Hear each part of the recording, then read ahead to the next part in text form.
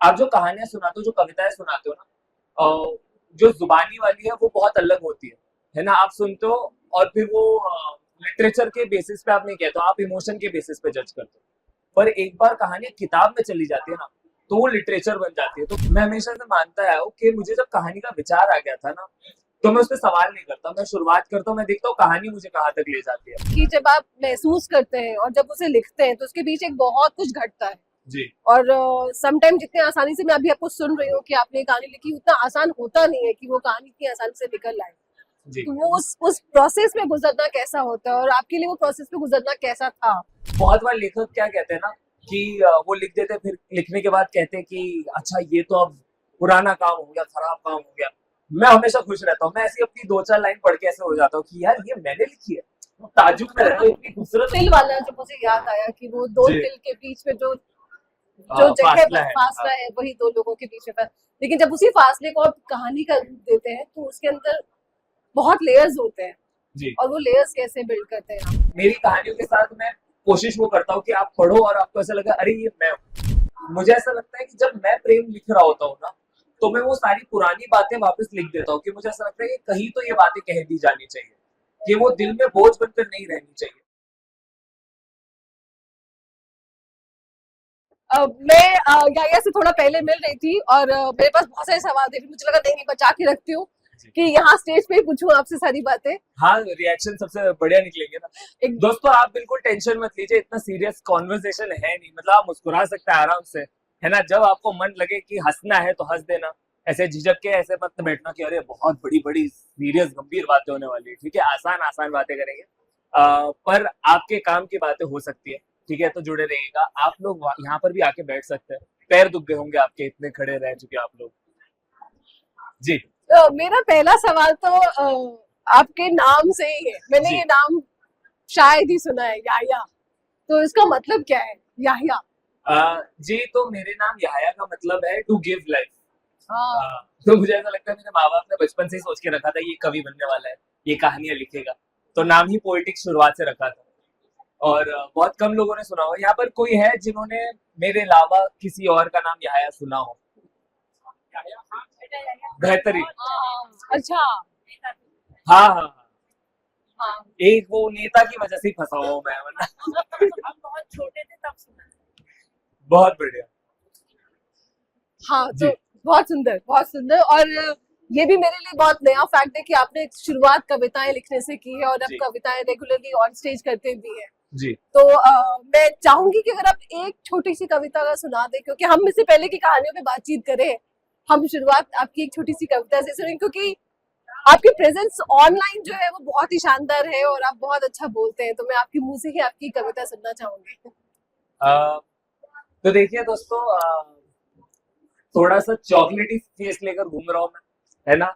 इसलिए मैंने शुरुआत भी क्या की थी कि मैंने प्रेम से ही शुरुआत की थी। मैंने लिखता था, मैं प्रेम कविता लिखता था। तो एक कविता थी, अ, आप जब प्रेम में होते हैं, है ना, तो आप इंसान के लिए बहुत सारी तारीफें करना चाहते हैं, है ना, हद से ज्यादा तारीफें। मतलब आप पहली पहली नजर का प्यार होता है ना, आपको ऐसा लगता है ये परी ही है। ठीक है, तो आपको उसमें सिर्फ खूबियां ही दिखती है। तो उसने ऐसे कुछ लिखा था, 2-2.5 मिनट की छोटी सी कविता ये कि विनाश के बाद के निर्माण में ली हुई जिंदगी की पहली सांस सी लगती है, कि विनाश के बाद के निर्माण में ली हुई जिंदगी की पहली सांस सी लगती हो तुम, के जिसके होने से ही सुकून मिल जाता है और जिसका ना होना हर चीज को बेमतलब बना देता है, कि चादर की सिलवटों में छुपे राज सी लगते हो तुम, सुलझने में भी कहाँ मेरी निशानियां भुला पाती हो तुम, हर करवट पर मेरे संग लिपटती चली जाती हो, जितना लिपटे संग उतनी मुश्किल जुदाई कर जाती हो, जेवर सी पहनती हो तुम अपनी हर अदा, कि जेवर सी पहनती हो तुम अपनी हर अदा, बिंदी में सादगी और झुमकों में मेरी जान रखती हो, वैसे तो ये दुनिया है तुम्हारे कदमों के धूल बराबर, तुम फिर भी इसे पायल सी पहनती हो। हाँ, खुल के आप ताली बजा दो, बिल्कुल ऐसे वह डर ही गया बेचारा की। और खो के जिसे जन्नत भी जमीन से जलता है, और खो के जिसे जन्नत भी जमीन से जलता है, तुम खुदा को अफसोस सी लगती हो, क्यों ना रखूं मैं तुम्हें तारों के दर्जे पे, आखिर तुम सबकी ख्वाहिश में जो बसी हो, तुम आसमां से आजाद लगती हो, तुम आसमां से आजाद लगती हो, मेरे जमीन की उम्मीदों के लिए जरूरी हो, लोग कहते हैं कि दोनों मिलते हैं एक जगह, मैं जानता हूँ उसे नजरों का धोखा कहते हैं, मैं फिर भी उस धोखे पे तुम्हारा इंतजार करता हूँ। लाइक दिल वाला लाइक। बहुत लाइक शेयर सब्सक्राइब। या सो मैं आपको ये किताबें पढ़ते वक्त मेरी बहुत क्यूरियोसिटी बढ़ी, मैंने ऑनलाइन भी जाकर देखा and you have a huge fan following, so congratulation on that. बहुत बहुत शुक्रिया। सो एंड लाइक हर वीडियो में लोग आपको कमेंट कर रहे हैं and they are so into in your जो भी आप लिख रहे हैं वो उसको इतना गहराई से समझ रहे हैं। तो एक ऑनलाइन प्रेजेंस होना और एक किताब में शब्दों को लेकर आना, वो जर्नी कैसी थी आपकी और वो जर्नी किताब तक कैसे आई? मतलब आपने शुरुआत ऑन स्टेज कविताएं और कहानियों से की और अब आपकी पहली किताब आई है। मेरे हिसाब से मेरे पास कहानियां है ना 4-5 साल पहले आ गई थी। मुझे इतना वक्त इसलिए शायद गया लिखने में क्योंकि पहले मैं ये सोच रहा था कि यार आप जो कहानियां सुनाते हो, जो कविताएं सुनाते हो ना, जो जुबानी वाली है वो बहुत अलग होती है ना। आप सुनते हो और फिर वो लिटरेचर के बेसिस पे आप नहीं कहते हो, आप इमोशन के बेसिस पे जज करते हो। पर एक बार कहानी किताब में चली जाती है ना तो वो लिटरेचर बन जाती है। तो मेरी बहुत लंबे वक्त तक मेरे साथ ये लड़ाई चल रही थी इंटरनल कि क्या मैं साहित्य लिख रहा हूँ। और फिर मैं रियलाइज किया कि यार साहित्य के लिए सबसे ज्यादा जरूरी क्या है कि कहानी अच्छी होनी चाहिए। आप शब्द बड़े छोटे सीख जाओगे धीरे धीरे, पर कहानी अच्छी होनी चाहिए। कहानी जो लोगों को लगे कि यार या तो ये मेरी है या तो किसी और की है, जो मुझे बहुत ऑनेस्ट लग रही हो और मैं इस कहानी से रिलेट कर पा रहा हूँ। तो मुझे ऐसा लगता है कि वो 4 साल 5 साल की लड़ाई के बाद मैं इस नतीजे पर पहुंचा कि मैं कहानियां तो अच्छी लिखता हूँ। तो तब फिर मुझे अलिन जी भी मिले और अलिन जी इतने खूबसूरत इंसान है। वो रहे अलिन जी, एक बार आज बता दी सबको, बहुत ही बेहतरीन इंसान है। इनके साथ बहुत कॉन्वर्जेशन मेरी आसान रही किताब को लेकर। और इन्होंने कभी मुझे ये मतलब जब मैं किताब लिख रहा था तो 2-3 महीने हमारे डिले हुआ था, तो उन्होंने कभी प्रेशर नहीं दिया क्योंकि उन्होंने कहा कि कहानी अच्छी होनी चाहिए। जब लोग पढ़े तो उनको लगना चाहिए कि यार कुछ खूबसूरत उन्होंने उठाया और कुछ खूबसूरत पढ़ा है। तो आई थिंक वो जर्नी मेरे लिए बस उतनी ही थी। एंड अभी तक जितने रिव्यूज आए सबको पसंद आई है, तो आई एम ग्लैड अबाउट। ये कहानियां बहुत अलग अलग तरह की है जी इसमें कुछ बहुत गंभीर कहानियां हैं, जो एक तरह से जो कहानी है आपकी जादू जादू टोना काला जादू जी, ये एक तरह से डायन की सोशल कॉज को देख रही है, डायन जी। के ऊपर बात करती है। एंड एक तरफ है जहाँ पे एकदम अलग दो इंडिविजुअल्स के रिलेशनशिप बिल्ड हो रहे हैं। तो ये बहुत कैनवस इसका बहुत अलग अलग है जी और मेरा ये था कि इसमें एक और फॉर्मेट है खत लिखने का, जो जी। कहानियों के बीच में मैं बहुत समय के बाद देख रही हूँ कैसे कोई खत लिखा जा रहा है। आप उस पर बताएंगे थोड़ा खत लिखने के इस कहानी के? तो किताब में अगर आप देखेंगे तो आप देखेंगे दो लोगों के बीच में खतों में बात हो रही है। और वो पूरी कॉन्वर्सेशन हमने पूरी किताब के दौरान रखी है कि शुरुआत में 1-2 चैप्टर में आप देखेंगे कि पहले 3 खत आते हैं, उसके बाद 2 कहानियों के बाद वापस उनके खत आते हैं। और ये हमने इसलिए किया है क्योंकि हम दिखा रहे हैं वो जिंदगी में कैसे कैसे बड़े होते जा रहे हैं और उनका एक दूसरे के प्रति प्रेम कैसे बदलते जा रहा है। क्या उनके बीच में प्रेम अभी भी रहता है या नहीं रहता है। तो मैं चाहता था कि पढ़ने वाला भी उनके इंतजार को महसूस करे, इसलिए हमने खतों को बहुत अलग अलग तरीके से कहानियों के बीच बीच में प्लेस किया, ताकि आप जब वापस खत पढ़े, वापस उन किरदारों के पास जाए, तो आप भी उतना इंतजार महसूस कर चुके हो कि जो उन्होंने अपनी जिंदगी में देखा हो। तो वो हमारा कॉन्सेप्ट था। क्या आपने किसी को खत लिखा है? जी हमने लिखे तो बहुत थे, जवाब नहीं आते थे पर हाँ, शायद बहुतों के साथ ऐसा होता हो। मेरा दूसरा सवाल आपके काला जादू पे ही है, क्योंकि जब मैं उसको पढ़ रही थी, क्योंकि मैं मेरा काम और मेरा वो मैंने भी अभी मैंने इनफैक्ट डायन पे एक आर्टिकल लिखा था, लेकिन वो एक डायन के देखने का नजरिया अलग था। मुझे इसको समझ में पढ़ के लगा कि आप कितने आसान तरीके से भी बात कर सकते हैं। जी आप एक बहुत रूटेड इम्पोर्टेंट इशू के ऊपर उसको देखने का नजरिया कैसे बदल सकते हैं। और तो आप उस कहानी के प्रोसेस के बारे में थोड़ा बताएंगे, वो कहानी कैसे आपके जहन में आई और वो कहानी आपने क्यों लिखी, किस तरह से लिखी? मैं हमेशा से मानता आया हूँ कि मुझे जब कहानी का विचार आ गया था ना, तो मैं उस पर सवाल नहीं करता, मैं शुरुआत करता हूँ, मैं देखता हूँ कहानी मुझे कहाँ तक ले जाती है। और जो मेरा पहला थॉट था कहानी के साथ, जो मैं कहना चाहता था, जब मैं लिखते गया आगे की तरफ बढ़ते गया, तो उसके अंदर 3-4 चीजें और बढ़ती गई। कि सबसे पहले सिर्फ सोशल कॉज के बारे में नहीं बात करनी थी, सबसे पहले कहानी एक इंसान के बारे में थी जो जैसे उस कहानी के अंदर शुरुआत में आता है कि एक लड़का है जिसने सिक्के गांव में छुपा के रखे, पुराने पुराने सिक्के जो उसने अपने गांव में छुपा के रखे, क्योंकि उसकी दादी ने उसको कहा है कि ये बहुत बड़ा खजाना है। तो जब वो सिक्के ढूंढने जाता है तो मैं उसके पीछे कहानी ढूंढ रहा था कि सिक्के ढूंढते ढूंढते क्या होगा। और फिर हमने एक सोशल कॉज हमारा ये आ गया कि हमने सुपरस्टिशन पे बात की कि जैसे पुराने जमाने में हम कैसे बहुत जल्दी किसी को डायन बुला देते हैं, उसके पीछे की क्या वजह होती थी, और क्या डायन सच में वो इंसान है कि नहीं, और वो इंसान क्यों डायन बन के घूम रहा है उस गाँव के अंदर। तो धीरे धीरे हम सोशल कॉज में पहुंचे, और वो इसलिए हुआ है क्योंकि मैं कहानी को कहीं ले नहीं जाना चाहता था, मैं कहानी के साथ जाना चाहता था, कहानी ने मुझे गाइड किया है, उसने मुझे वहां तक पहुंचाया। तो आई थिंक सारी खूबसूरती वही है। मैं हमेशा कहता हूँ कि हम कहानी के माध्यम हैं, हम कहानियां नहीं लिखते, कहानी हमारे थ्रू लिखी जा रही है।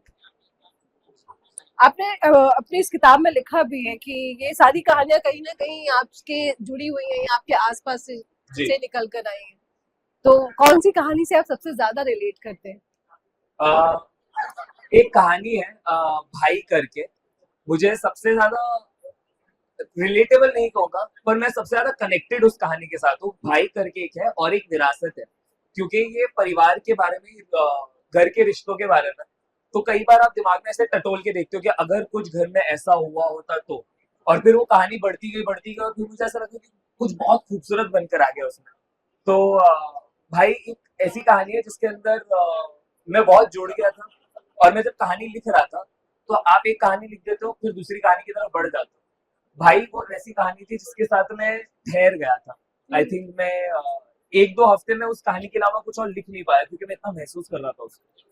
मैं इसी प्रोसेस पे भी बात करना चाह रही थी कि जब आप महसूस करते हैं और जब उसे लिखते हैं तो उसके बीच एक बहुत कुछ घटता है जी। और समटाइम जितने आसानी से मैं अभी आपको सुन रही हूँ कि आपने कहानी लिखी, उतना आसान होता नहीं है कि वो कहानी इतनी आसानी से निकल आए।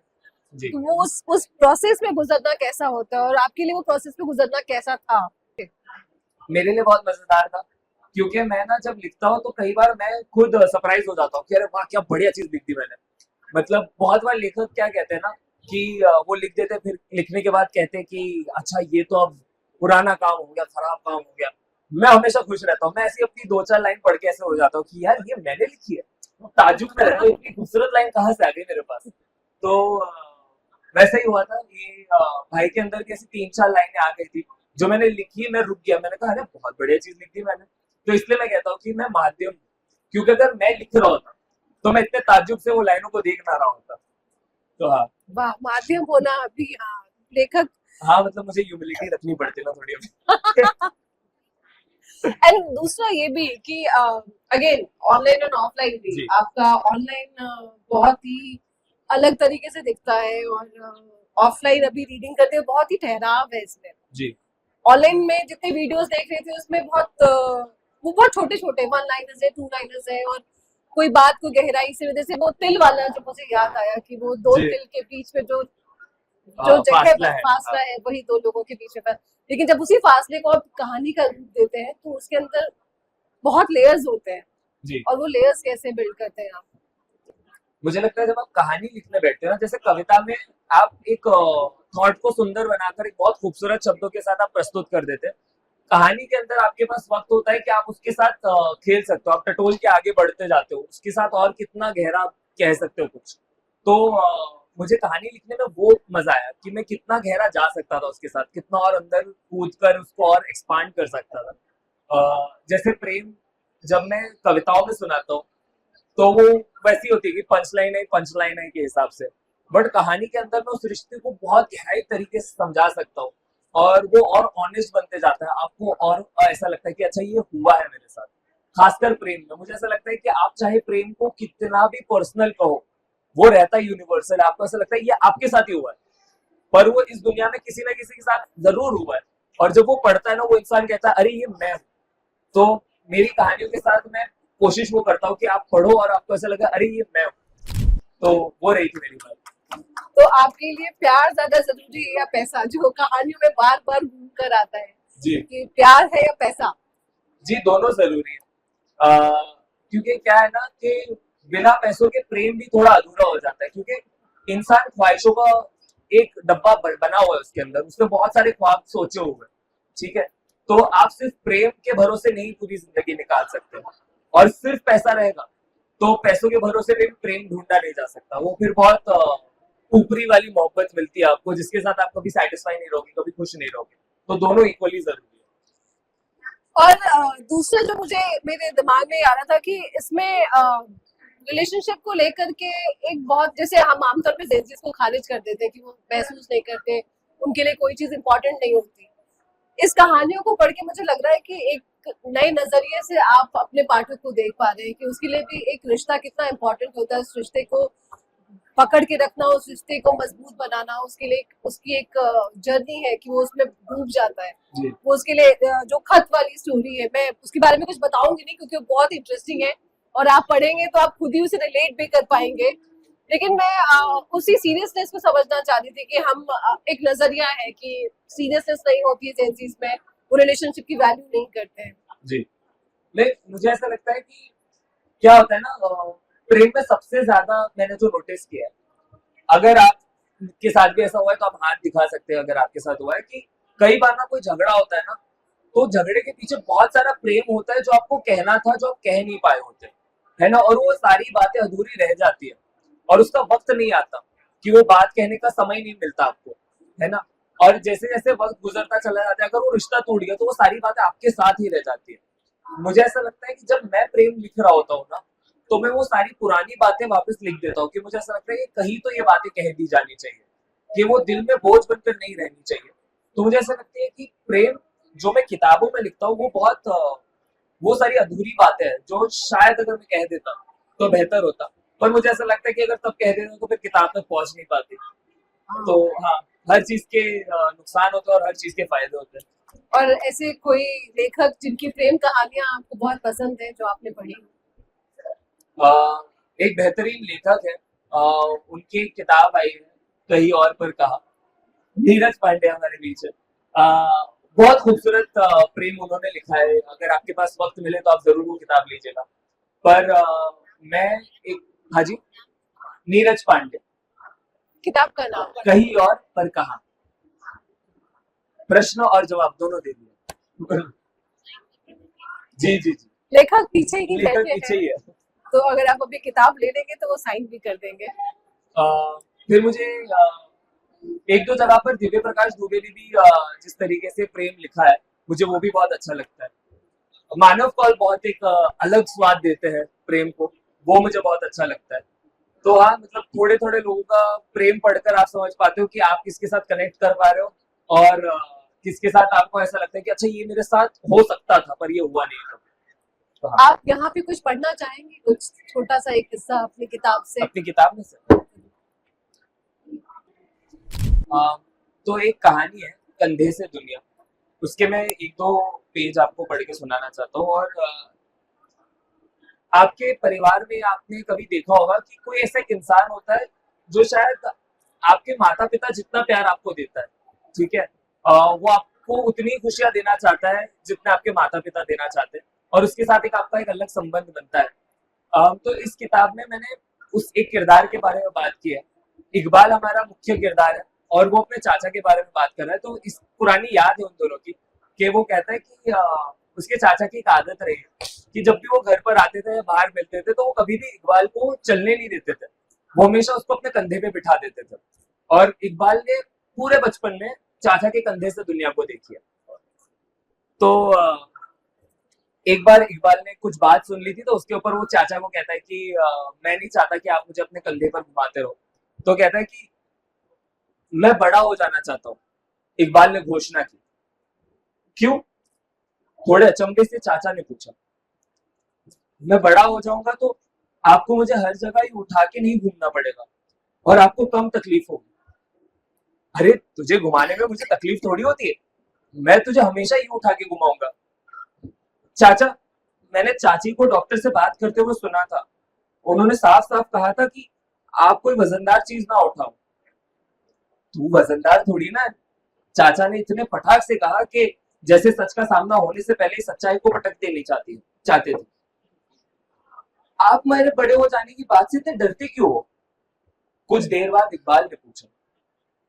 क्योंकि बड़े होकर सब बदल जाता है। एक बार उम्र सब कुछ छीन लेती है, जिसका दुख इंसान हर दम महसूस करता है, पर सबसे बड़ी चीज जो वो छीनती है वो है मासूमियत।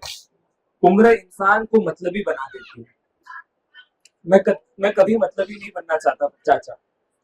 पक्का प्रॉमिस? पक्का।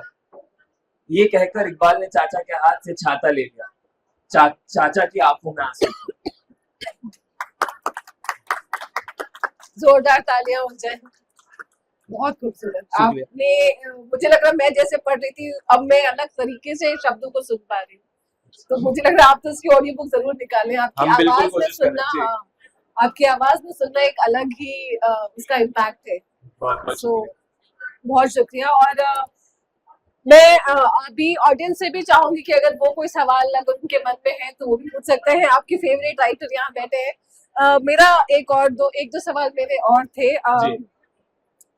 मैं यही मतलब मैं बार बार सोच रही थी क्योंकि मैंने ये कहानियां कहाँ पढ़ी है, मैंने कैसे देखा है रिश्तों को। मैंने मोहन राकेश की कहानियां पढ़ी जिसमें मुझे लगा मतलब हमने पति पत्नी के रिश्तों को बहुत उसमें इंटेंस देखा और उसमें, और अब मैं इसको पढ़ रही हूँ तो मुझे एक डिफरेंस तो दिख रहा है जो शब्दों का और भाव का, उन सब चीजों का। लेकिन आपके लिए वो डिफरेंस कैसा रहा कि मतलब आपकी ये कहानी की जर्नी कैसे शुरू होती है? क्या आपने पहले कभी किसी को पढ़ के इस तरह से कहानियां लिखने का शौक आया कि मुझे इस तरह से कहानियां लिखनी है, मुझे ऐसे कहानियां लिखनी है? और दूसरा ये भी कि अभी ज्यादातर लोग कहते हैं कि जेंजीज पढ़ते नहीं है। मतलब मैं मान के चलूं कि ये हमारा जो पाठक रीडर है वो अभी नए नए तरीके से अपने रिश्ते में जा रहा है। वो क्लास 12 में जिसका दिल टूटा होगा वो इसका पाठक है, या जिसने पहला खत लिखा होगा वो उसका पाठक है कि वो बेचैन है कि दूसरा खत कैसे जवाब आएगा। और ये लोग जो कहीं भी है जहाँ है वो कैसे आप उनको अपने कहानी का पात्र बना पाएगा? आप वो क्या इंस्पिरेशन था आपने किसी ऐसे इस जर्नी में आए कि कहानियां लिखते हैं? मैंने ना हमेशा जेंजी के साथ ये नोटिस किया है कि इन बेचारों के साथ क्या हुआ है ना, इनको इंटरनेट का एक्सेस इतने जल्दी मिल गया कि ये अपने उम्र से ज्यादा एक्सपीरियंस पा चुके हैं। इनको इतना इंफॉर्मेशन मिल चुका है ना कि अब आप इनको जो कहानियां सुनाते हो ना, इनको ऐसा लगता है कि ये तो मैं सुन चुका हूँ, ये तो मेरे हो चुका है ना। इनको आपको बहुत मतलब वो पहली 2 लाइन में जो हुक कहते हैं ना इनके साथ इंस्टाग्राम पर, इनको हुक करना पड़ता है कि अरे ये तो मैंने कुछ अच्छा सुन लिया, ये तो कुछ ऐसा है कि जो मैंने कभी सुना ना हो, देखा ना हो। तो इनके साथ हुक की बात इसलिए होती है क्योंकि इनको इतना इन्फॉर्मेशन मिल रहा है ना, ये थक गए बेचारे ये। और इनको इमोशनली ये लोग बेचारों के साथ सबसे खराब चीज क्या हुई ना कि ये कुछ महसूस नहीं कर पाते। इंटरनेट पे चल रहा है, अभी कुछ एक रील आएगी उसमें हंस देंगे, फिर अचानक कहीं पे कुछ हुआ वहां पर रो देंगे, फिर अचानक एक कुत्ते की रील आ जाएगी तो वापस ऐसे क्यूट हो जाएंगे। तो ये अपने इमोशंस के साथ ही बैठ नहीं पा रहे। तो मेरी सबसे बड़ी कोशिश ये रही अपनी किताब के साथ कि मैं इनको अपने उनके इमोशंस के साथ बिठा सकूं। और वो सबसे ज्यादा जरूरी कि एकांत में आप जब खुद के साथ सवाल करते हो कि मैं कैसा महसूस कर रहा हूँ, जेन्युइनली कैसे मेरे जज्बात महसूस हो रहे हैं, वो सवाल मैं उनसे करवाना चाहता हूँ। तो ये मेरी कोशिश रही है जिसमें ठीक ठाक चल रहा हूँ मैं। पर हाँ, और दूसरा आप क्या पूछ रहे थे? हाँ, मैं वही कहती कि इन पात्रों को आप कैसे कहानियों में लेकर आए? जी, तो मेरे साथ अच्छी चीज हुई, बुरी चीज हुई, पता नहीं, बट बचपन में ना मैं 2 किस्म के लोगों से मिला। तो मैं शुरुआत में किताबें नहीं पढ़ता था बहुत ज्यादा, क्योंकि मैं 2 किस्म लोगों से मिला। एक वो थे जो किताब पढ़ते ही नहीं थे, तो वो मुझे कभी किताब बेच ही नहीं पाए। और दूसरे वो थे जिन्होंने किताबें इतनी पढ़ी थी कि उनको किताब पढ़ने का घमंड था। तो जब किताब देते भी थे ना तो वो हमेशा ऐसे मुझे थोड़ा सा छोटा फील करवाते थे कि अरे तुमने ये किताब कैसे नहीं पढ़ी। तो उसमें क्या हुआ ना कि मेरे पास काफी वक्त मेरे पास था कि मैं कहानियों को अपने हिसाब से लिख सकूं, अपने अनुसार देख सकूं, और मेरे पे कभी इस बात का प्रेशर नहीं था कि इसी चीज को इसी तरीके से लिखना है। तो मेरे लिए आर्ट शुरुआत से बाउंडेड नहीं था। मेरे लिए हमेशा से आर्ट खुला हुआ था कि मैं जिस तरीके से भी लिखूंगा वो मेरी कहानी होगी और वो सच्ची कहानी होगी। पर हाँ, एक वक्त के बाद जैसे आप कहानियां पढ़ना शुरू करते हो, आप अपनी आवाज जब ढूंढ लेते हो तो आपको ऐसा लगता है कि अच्छा दुनिया में ये बात भी हो रही है, वो बात भी हो रही है। तो ये मेरे साथ एक अच्छी बात हुई कि मैंने किताबों को उस वक्त उठाया जब मैं अपनी आवाज डेवलप कर चुका था। नहीं, ये खासियत मैंने आपकी वीडियोस में भी देखी है कि जब आप बात करते हैं तो आप एक बराबरी के सामने खड़े होकर के वो इमोशन पे बात करते हैं। शायद वो एक आपके पाठक को बिल्ड करने का भी वो तुरंत आपसे कनेक्ट कर जाता है। नहीं, मैं हम्बल ही इतना हूँ मैं नहीं, पर मेरा हमेशा से रहा है ना, क्योंकि शुरुआत में हमने देख लिया ना कि जब कोई आपको नीचा दिखाता है तो आपको कैसा महसूस होता है। तो मैं कभी भी ऐसा नहीं दिखाना चाहता कि मैं ज्ञानी हूँ, मुझे ज्ञान का दिखावा करना ही नहीं है। क्योंकि मुझे ऐसा लगता है मैं अगर एक चीज में समझदार हूँ तो मैं 100 चीजों में ना समझ हूँ। तो कोई और आके मुझे उस चीज में जब वापस सुनाएगा ना कि अच्छा वो आता है पर ये आता है, तो इसलिए मैं हमेशा कोशिश करता हूँ कि इतना मुझे आता है, आपको जो आता है वो मुझे आप समझा दो। तो इसलिए बराबरी का रहा है रिश्ता। और अब मैं किताब से थोड़ा अलग पूछ रही थी कि ये आपका कौन सा वर्ल्ड बुक फेयर है कि आप यहाँ पर आए, मतलब इससे पहले आप बुक फेयर में आए हैं? मैं मैं पहली बार आया हूँ कसम से। और मैं जब कल पैर रखा मैंने यहाँ पर, ये इतना विशाल है। ठीक है, मतलब ठीक है यहाँ पर जितने लोग आए होंगे जो बहुत सालों से आते होंगे उनके लिए अब ये ठीक, अच्छा देख ले आई है। वो जो पहली बार आता है ना, जो पहली बार यहाँ पर कदम रखता है, उसके लिए ऐसा होता है कि भाई मैं कहाँ जाऊँ, मैं कितनी किताबें ले सकता हूँ एक दिन के अंदर, वो सारे सवाल चल रहे थे मेरे अंदर। तो मैं बस अभी भी कोशिश कर रहा हूँ टू गेट द फीलिंग, और मुझे हर स्टॉल पे भाग भाग के मतलब ऐसे 4 4 किताबें उठाने का मन हो रहा है। पर हाँ, देखते हैं, जैसे वक्त मिलेगा जरूर करेंगे। और जितने लोग यहाँ हम पाठक की तरह आते हैं उतने यहाँ पे एस्पिरेशनल लेखक भी आते हैं, तो वो सबके मन में होता है कि मैं भी राइटर बन जाऊँ, मेरी किताब भी यहाँ पर हो। तो क्या आप उनके लिए कुछ बोलना चाहेंगे, क्या ट्रिक्स होते हैं राइटर बनने के? भाई देखो, कोई ट्रिक नहीं है। तुम 100 लोगों को पूछोगे, 100 लोग अलग जवाब देंगे। सबसे सच्चा जवाब अगर तुम्हें चाहिए ना, वो ये है कि तुम्हारी कहानी वैसे ही कहो जैसे तुम कहना चाहते हो। किसी और की बात का वजन मत लो, किसी और से ये मत सुनो कि यार ऐसे शब्द इस्तेमाल होने चाहिए, इस तरीके से लिखना चाहिए। Break the mould according to your self. क्या पता, लोग है ना, बहुत बार आदत है कि कोई कुछ अलग करता है ना तो उसको पागल कह देते हैं। पर वो पागलपन जब चल जाता है ना तो लोग उसको कामयाब अपने आप कहना सीख जाते हैं। ठीक है, तो पागल बहुत ही सुंदर बात। और मेरे यहाँ पे जितने भी अभी ऑडियंस है, अगर आप में से किसी का कोई सवाल हो।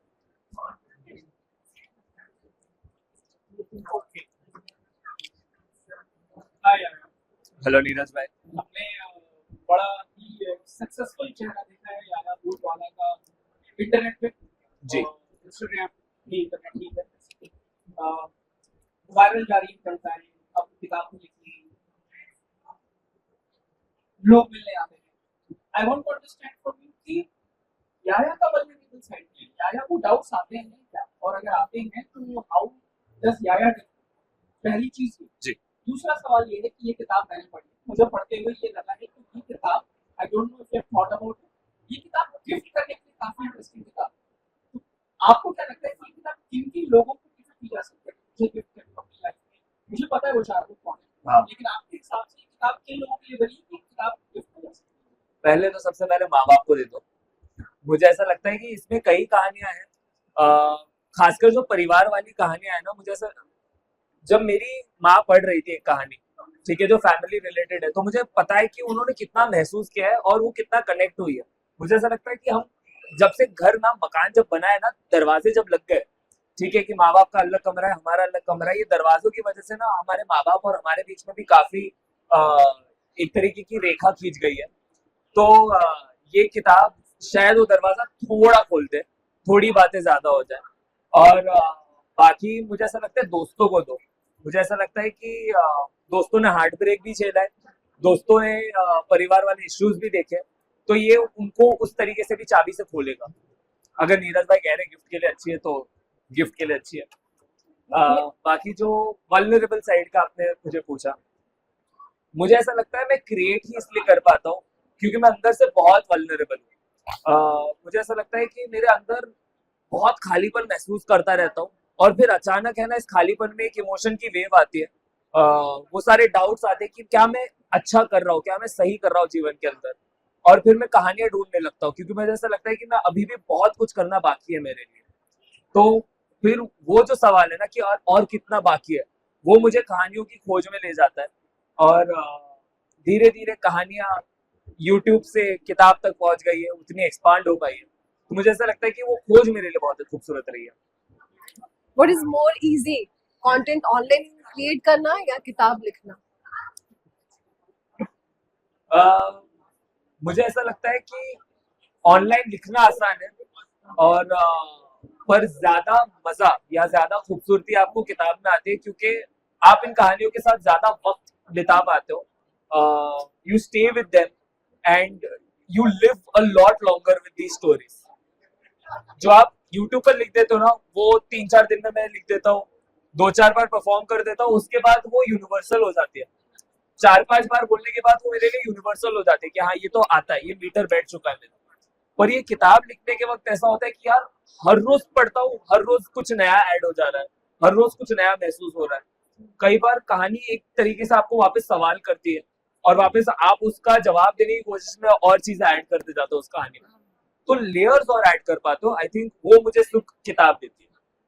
बहुत खूबसूरत बोला बहुत आपने। बहुत शुक्रिया। ये जो लेयर्स होते हैं, एंड मेरे ख्याल से आपको अपना रीजन भी मिल गया है कि आप किताब जरूर लें, खुद अपने लिए नहीं, देने के लिए, दूसरों को देने के लिए, रिश्तों में देने के लिए, माँ बाप के साथ शेयर करने के लिए, अपने भाई अपने दोस्तों के साथ शेयर करने के लिए।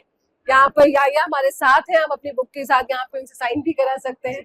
याया आप कुछ और बोलना चाहेंगे, क्यों, मतलब किताब के बारे में? हाँ, किताब तो देखिए आप, मैं एक चीज में बहुत बुरा रहा हूँ बेचने में। मैं कभी है ना खुद को बेचने में बहुत ऐसे मुझे मुश्किल रही कि अरे बहुत अच्छी किताब है, पढ़ के देखो। मुझे ऐसा लगता है कि तुम अगर इसका अंत पढ़ोगे ना, ये मेरा सेलिंग पॉइंट मैंने अंत में लिखा है, जो मुझे ऐसा लगता है, क्योंकि कई बार आपको लोग पूछेंगे कहानियां कहाँ से आती है, ठीक है। और ये एक तरीके का किस्सा था कि मैंने अपनी माँ को बचपन में पूछा था कि कहानियां दरअसल आती कहाँ से, और मेरी माँ ने कहा था कि कहानियों का क्या है ना कि ये सब हमारे इर्द गिर्द चलती रहती है, पर ये वो सारी कहानियां जो चुप रहती है, जो आप कमरों में जाते हो और खुद में फुसफुसा के ऐसे हो जाते हो कि मैंने कह दी, मैं किसी और को कह नहीं पाऊंगी ये कहानी, नहीं पाऊंगा ये कहानी किसी और को, और ये कहानी हवा के साथ घूमती रहती है।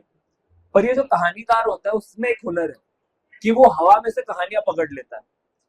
तो उस वक्त से मुझे ऐसा लगता है कि मैं बस कहानियों को हवा में पकड़ने की कोशिश करता रहता हूँ। कुछ कहानी आ जाती है, उसको मैं किताब में उतार चुका हूँ, तो बस ये हवा में चलती फिरती आपकी मेरी कहानी है। तो आपको ये कहानियां मुबारक हो। और जाते जाते अगर मैं एक छोटी कविता बिल्कुल बिल्कुल बिल्कुल, एक कविता जो मेरे दिल के बहुत करीब है, मैं लिखूंगा तेरे बारे में है। कितने लोग यहाँ पर प्रेम में है, खूबसूरत ब्यूटीफुल क्राउड। तो मैं लिखूंगा तेरे बारे में। मुझे ऐसा लगता है कि हर शायर 99% सच लिखता है और 1% उसमें एग्जैजरेट करता है। मैं लिखूंगा तेरे बारे में, मेरा 100% सच है कि अगर तू करे वादा साथ रहने का तो मैं लिखूंगा तेरे बारे में, कि अगर तू करे वादा साथ रहने का तो मैं लिखूंगा तेरे बारे में। नहीं लिखूंगा तेरे आंखों के बारे में जिनमें डूबने का मन करता है, तेरे होठों के बारे में जिनमें चूमने का मन करता है, तेरी जुल्फों के बारे में जिनमें उलझने का मन करता है, क्योंकि मैं नहीं लिखता उन चीजों के बारे में जो ढल जाती है। मैं लिखूंगा तो तेरे पागलपन के बारे में, तेरे झल्लेपन के बारे में, ये जो मजाक मजाक में मुझे हल्के से मारते हो, मुस्कुराते हो, उसके बारे में, कभी कभी बिन वजह मेरे कंधे पर सर रख के रो जाते हो, उसके बारे में। मैं लिखूंगा कि सांसों के बीच की जो घुटन होती है वैसी लगती मुझे जिंदगी तेरे बिना, मखते बिन गजल सी अधूरी लगती मुझे कहानी अपनी तेरे बिना, एक ख्वाब जो सालों साल तक जगाए रखता है वैसा असर है तेरे छुअन का। मैं लिखूंगा कि तू वो घर है जहाँ पे ठहरने का इरादा एक बंजारा भी रखता है, और तो वो किनारा है जिसके कदमों पर गिरने के लिए लहरें उठा करती है। मैं लिखूंगा कि तेरे बारे में लिख लिख के मैंने लिखना सीखा, और मैं इतना लिखूंगा कि पढ़ने वाला तुझसे मोहब्बत कर बैठेगा, तेरी छवि बनाकर अपने दिल में बसा कर रखेगा, जब भी इबादत पर अपना सर झुकाएगा तो तुझे पाने की दुआएं मांगेगा, और जब भी वो पढ़ने वाला हमें साथ देखेगा तो वो भी खुदा से यही पूछेगा कि क्या हुई खता हमसे कि ऐसा प्यार हमें नसीब ना हुआ। वाह, बहुत खूबसूरत, बहुत खूबसूरत। जोरदार तालियां, इस पे तो इतनी ज्यादा जोरदार तालियां होनी चाहिए। बहुत खूबसूरत, थैंक यू सो मच। आप बहुत खूबसूरत लोग हो, बहुत बहुत शुक्रिया यहाँ पर बैठकर मेरी बकवास सुनने के लिए। उम्मीद है उसमें आपको एक तो अच्छी बातें मिल गई हो आपके लिए। बाकी हाँ, मिलते हैं। अगर आपने किताब ले ली हो तो मैं यहीं पर साइन करवा लेंगे हम। मेरे ख्याल से बहुत सारे पंच लाइन है आपके इस सारे कॉन्वर्सेशन में, तो जरूर आप शेयर करें, अनबाउंड को टैग करें, याया को टैग करें, और ये याया या फिर क्या है, आपके बहुत सारे फैन यहाँ हैं, मैं चाहूंगी वो डायरेक्टली आपसे बात करें। Thank you much.